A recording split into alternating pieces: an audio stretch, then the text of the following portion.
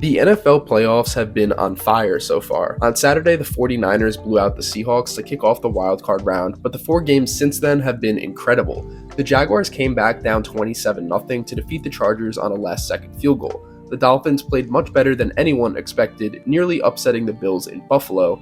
And the AFC North matchup last night between the Ravens and Bengals came down to the wire as well. The Bills, Vikings, and Bengals all entered Sunday as the favorites to win. Buffalo and Cincinnati ultimately got the job done, even though both games were much closer than expected. But Minnesota wasn't as fortunate. They lost 31-24 to the New York Giants and have officially solidified themselves as the most overrated team in the NFL this season. Before I get into it, welcome to the War Room, a channel where I discuss all things sports related. I recently hit 12K subscribers, so thank you guys for that.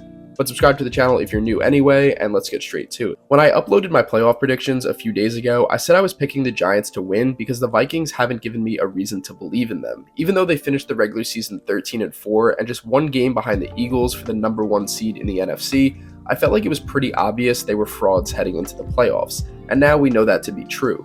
The big story surrounding Minnesota in the regular season was their ability to win one-score games. Their record in games decided by 8 points or less was 11-0 prior to the playoffs. On paper, that makes the team sound amazing, and it's impressive they managed to keep that up the entire year.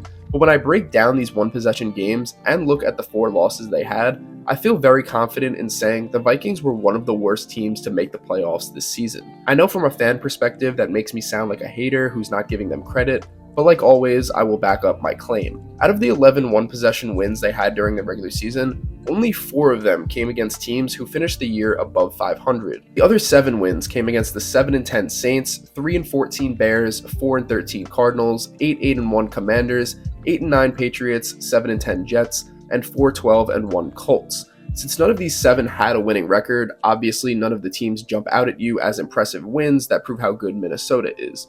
But keep in mind, since all of these games ended by 8 points or less, the Vikings were in most cases struggling to beat these bad teams. So I think it's fair to say that even though they won these games, you kind of have to take them with a grain of salt. Now, let's take a look at the 4 one-possession wins they had against teams above 500.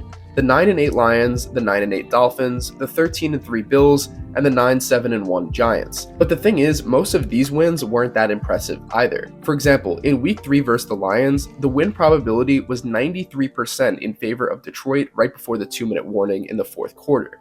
Most people thought it was over because Detroit just needed a first down to win the game. They got stopped 3 plays in a row, and now it's 4th and 4, and the Vikings don't have any timeouts left. Instead of going for the first down to seal the game or punting to pin the offense deep, they attempt a 54-yard field goal. They miss, and the Lions get great field position to set up the game-winning touchdown. Credit to Minnesota for stopping them 3 plays in a row and scoring the game winner, but this game was clearly more of Detroit choking than anything else. So that's another W with a grain of salt. In their win over Miami, they had the luxury of facing the backup Teddy Bridgewater and then the 3rd stringer Skylar Thompson over the course of the game. More grains of salt. In their crazy W over Buffalo, the Bills literally just needed to snap the ball and pick up 1 yard to end the game, but they botched it at their own goal line and the Vikings recovered in the end zone and later won in overtime. It's raining salt at this point. So that's now 10 out of the 11 one-score victories where realistically nothing has been proven other than the fact that Minnesota can beat bad teams, they can beat the Dolphins' backup quarterbacks, and they can capitalize on their opponents doing everything in their power to lose the game. The final one-score game to discuss is their victory over the Giants on Christmas Eve. This is the only one where there's no strings attached. The Giants are a good team, the Vikings handled business, it was a good game.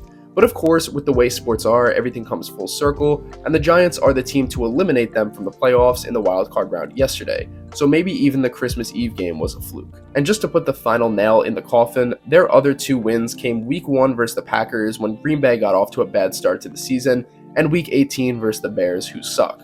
Their 4 losses came against the 14-3 Eagles where it wasn't close, 12-5 Cowboys where it really wasn't close, and then the Lions and Packers, who I think you could argue deserve to be in the playoffs just as much as Minnesota. After a year with some crazy games involving the Vikings, they finally got exposed for what they are. They were the most fraudulent 13-win football team I've ever seen. They should consider themselves lucky they made it this far, and if they actually want to compete for a championship anytime soon, the front office needs to realize they aren't as close to a Super Bowl as they might think. But that wraps up this video. Let me know in the comments below what you think. Like the video if you enjoyed and subscribe to the channel if you're new. Thank you for watching, and as always, I'll see you guys in the next one.